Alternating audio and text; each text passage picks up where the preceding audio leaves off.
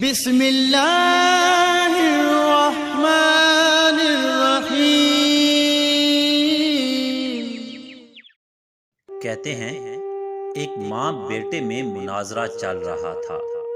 ماں کا موقف تھا کہ اللہ کھلاتا ہے تو ہم کھاتے ہیں۔ بیٹے کا کہنا تھا ہم کھاتے ہیں، اگر ہم نہ کھانا چاہیں تو اللہ نہیں کھلا سکتا۔ مناظرے کے دوران ماں نے بیٹے کے آگے کھانا رکھ دیا تو بیٹے نے کہا چلے میں یہ آج والا کھانا نہیں کھا رہا، اللہ کھلا کر دکھا دے۔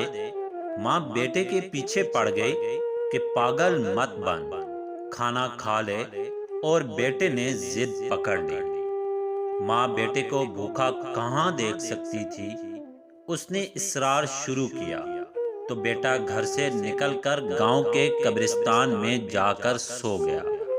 ماں نے ایک زبردست قسم کا خوشبودار حلوہ بنایا اور جا کر بیٹے سے کچھ فاصلے پر قبر پر اس خیال سے رکھ آئی کہ رات کو بھوک سے جاگ جائے گا تو کوئی دیکھنے والا نہ ہوگا اور یہ کھا لے گا۔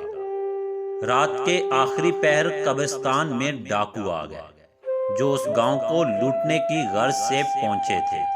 وہ قبرستان میں رک کر سردار سے آخری ہدایت لے رہے تھے کہ حلوے کی مہک نے سردار کو متوجہ کر لیا۔ قبرستان کی تلاشی لی گئی تو حلوہ اور وہ لڑکا دونوں برآمد ہوئے۔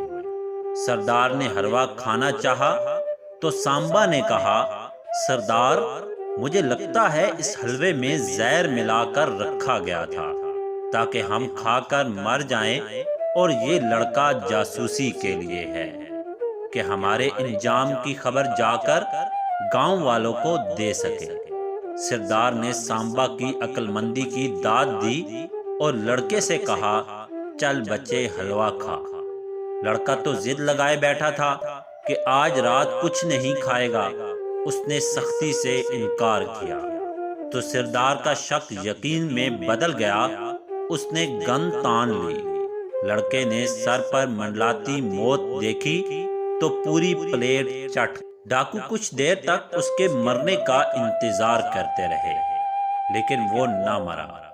ایک بار پھر سامبا نے ہی گتھی سلجھائی اور کہا سردار سلو پوائزن لگتا ہے۔ کنفیوز ڈاکو لڑکے کو قبرستان میں چھوڑ کر لوٹ گئے۔ فجر کی اذان کے ساتھ لڑکا خالی پلیٹ ہاتھ میں لیے منہ لٹکائے گھر میں داخل ہوا تو ماں نے پوچھا بیٹا کیا ہوا؟